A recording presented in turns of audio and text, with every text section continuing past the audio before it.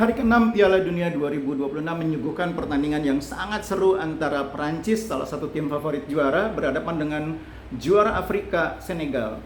Ini pertandingan yang sangat menarik karena kedua tim ini dikenal sama-sama memiliki gaya bermain menyerang dan memiliki dua pemain sayap di masing-masing tim yang sangat baik yang mampu menjadi andalan tim dalam mendobrak pertahanan lawan. Yang menarik di laga kali ini adalah Senegal harus mengakui keunggulan Prancis dengan skor 3-1. Skornya mungkin tidak terlalu banyak mengejutkan orang ya. Hasil akhirnya pun mungkin sebagian besar orang sudah menduga bahwa Prancis masih terlalu kuat bagi Senegal. Tapi yang menarik di laga ini menurut saya adalah Senegal bermain mengikuti cara main Prancis. Mereka seperti meladeni Prancis, menghadapi Prancis dengan kepercayaan diri yang besar dan mencoba menantang Prancis bermain dengan cara yang sama. Ini saya pikir keputusan yang cukup berani yang dibuat oleh coach Pape Thiaw.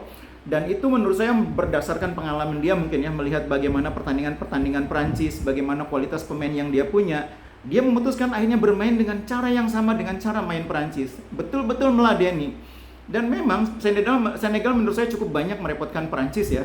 Setidaknya mereka mampu mencetak 1 gol melalui Mbaye. Dan dalam pertandingan yang berlangsung cukup ketat, Senegal juga mampu 6 kali menciptakan ancaman bagi gawang Prancis dengan 2 diantaranya eksekusi yang on target.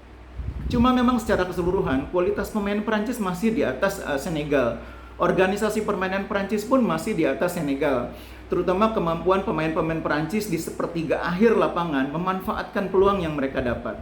Selain itu juga lini tengah Prancis juga bermain sangat baik. Kita melihat bagaimana kombinasi di lini tengah antara Adrien Rabiot bersama dengan Tchouaméni sangat tenang mengontrol permainan, sangat disiplin menjaga kedalaman, dan itu yang membuat lini depan menjadi tenang, menjadi banyak waktu untuk berada di area pertahanan lawan. Jadi hari ini kita melihat bagaimana Mbappe menjelma menjadi striker yang cukup tajam, bahkan bisa dibilang sangat tajam di laga ini. 2 gol berhasil dia cetak. 2 gol yang membuat Mbappe saat ini menjadi pencetak gol terbanyak bagi timnas Prancis sepanjang masa, melewati rekor Olivier Giroud. Bahkan 2 gol yang dicetak oleh Mbappe di Piala Dunia kali ini juga membuat dia melampaui rekor golnya Jules Fontaine dengan 13 gol. Jadi Mbappe sekarang ini sudah tercatat sebagai salah satu legenda dalam sejarah timnas Prancis. Tapi yang menarik di laga kali ini sebetulnya ada penampilan yang luar biasa dari pemain yang bermain bukan sebagai striker, tapi bermain sebagai winger, sayap kanan atau inside forward di sisi kanan. Olise. Menurut saya Olise ini pemain yang luar biasa. Gol pertama Mbappe juga lahir dari visi bermain yang luar biasa dari Olise yang membuat killer pass yang sangat baik, dan killer pass itu melewati beberapa pemain Senegal tapi mampu menemukan posisi yang tepat bagi Mbappe sehingga Mbappe tinggal memanfaatnya dengan kualitas eksekusi yang dia punya.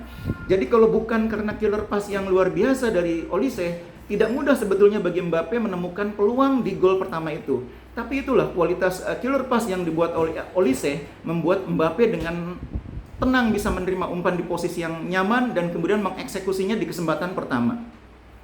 Secara keseluruhan memang 3 pemain yang bermain di belakang Mbappe ini semua pemain berkualitas ya.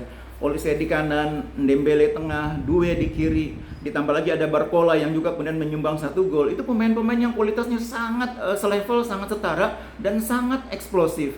Tapi Olise memang tampil luar biasa di laga ini. Dia selain menyumbang 1 assist bagi Mbappe, dia juga punya 2 shot on target dari 2 peluang yang dia punya. Dia juga menciptakan 4 peluang berbahaya bagi Prancis sepanjang pertandingan. Bahkan dia adalah pemain yang paling banyak mampu melepaskan umpan akurat di area sepertiga akhir pertahanan lawan. Ada 14 kali dia mengirim umpan berbahaya di area pertahanan lawan di sepertiga akhir permainan. Ini yang membuat dia menjadi pemain yang tampil stand out ya, pemain yang tampil menonjol sepanjang pertandingan. Makanya di akhir pertandingan, pemain terbaik pertandingan ini bukan Kylian Mbappe yang mencetak 2 gol, tapi justru Olise yang sebetulnya hanya menyumbang 1 assist. Jadi dari pertandingan Prancis melawan Senegal kita bisa melihat bahwa Prancis memang memiliki pemain yang sangat merata. Di samping mereka punya striker yang haus gol dalam diri Mbappe, mereka juga punya pemain di belakang dia yang sangat baik. 3-3-nya sangat baik, bahkan 4 ditambah Barcola. Lini tengah yang solid dan pertahanan yang tentu sangat kuat. Ada pemain sekelas Upamecano dan sebagainya. Mungkin sisi lemah Prancis tinggal kipernya yang agak kurang meyakinkan. 2 kali eksekusi dari Senegal itu diantaranya sangat merepotkan bagi Mike Mainan. Tapi secara keseluruhan overall Prancis layak disebut sebagai salah satu tim yang tampil bagus di laga pertama Piala Dunia kali ini, dan wajar mereka difavoritkan sebagai salah satu kandidat juara di Piala Dunia kali ini.